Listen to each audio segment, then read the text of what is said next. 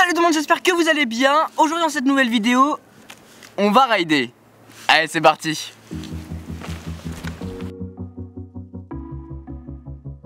J'ai reçu ce skate électrique et ça m'intriguait vraiment de savoir ce que ça donne. On connaît tous le fameux Casey Neistat qui roule dans les rues de New York avec une caméra dans une main, son smoothie dans l'autre et le boosted board à ses pieds. C'est pas du tout moi ça, pas du tout. Le seul engin électrique que j'ai déjà utilisé c'est un hoverboard.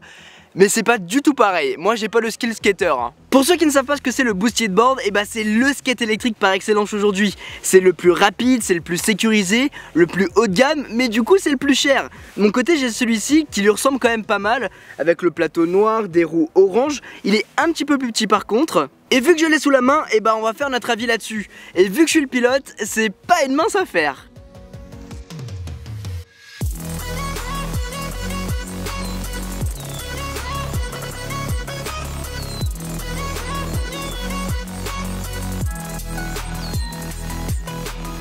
Il est plus petit mais bon ça va, franchement on peut largement tenir dessus.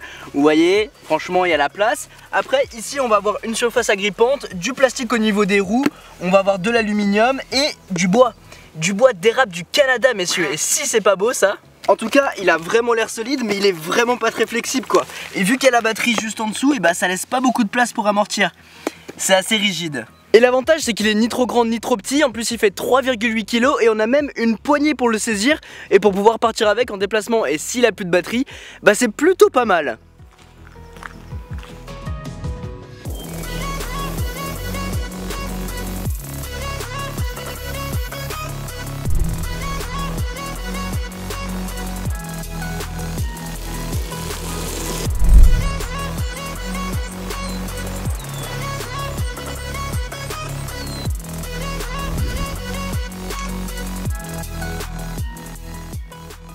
On va parler d'expérience. Et bah rouler sur des routes qui sont comme ça, en skate, et bah c'est vraiment pas mon truc hein.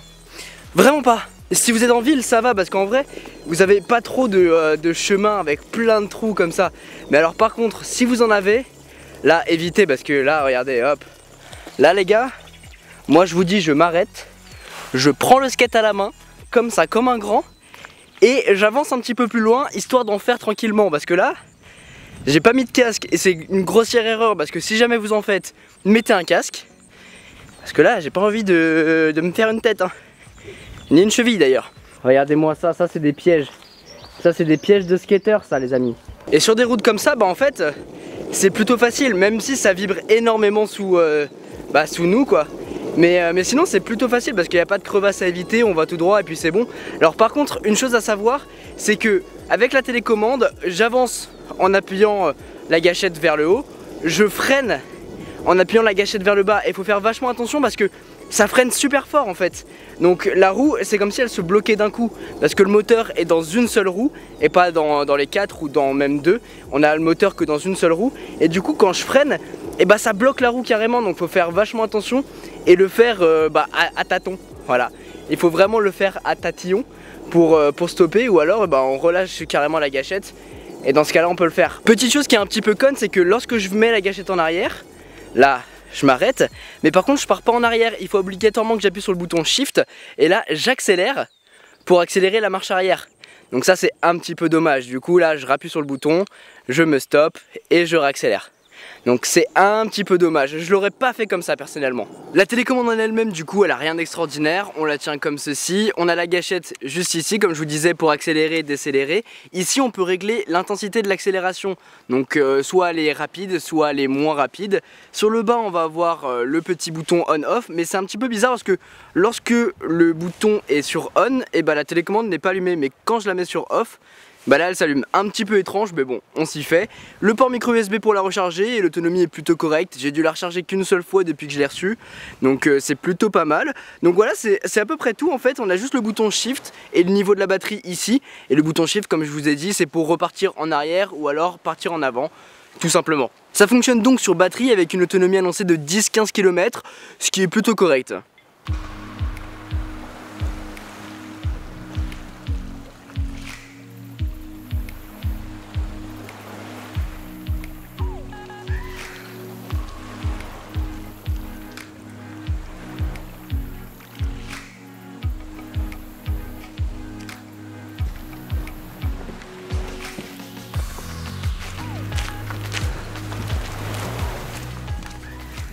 En termes d'accélération, on va faire un petit test pour voir à quelle vitesse ça va et si ça part.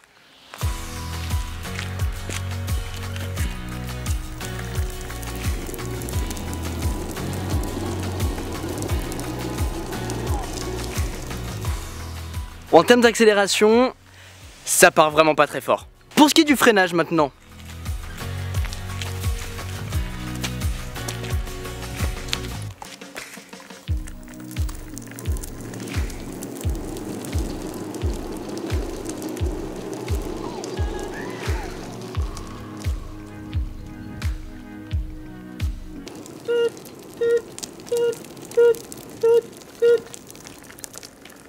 C'est ce qui est vraiment cool avec un skate électrique, c'est qu'on peut tout faire à l'envers.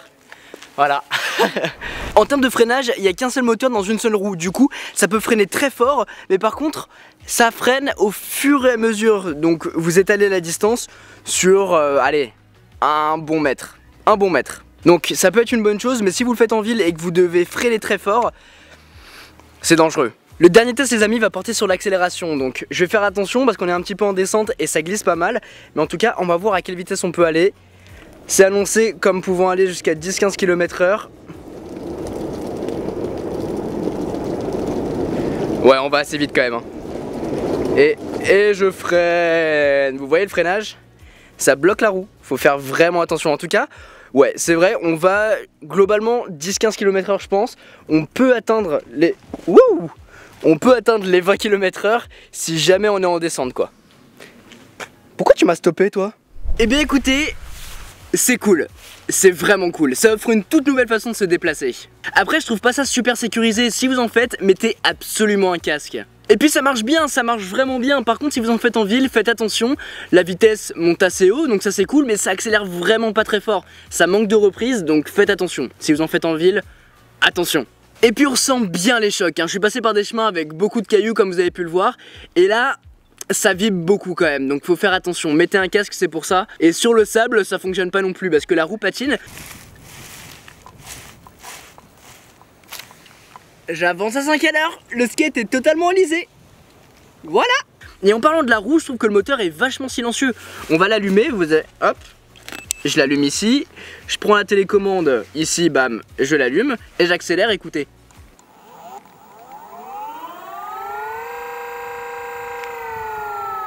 Franchement, je trouve c'est correct, hein, ça accélère et ça fait pas beaucoup de bruit.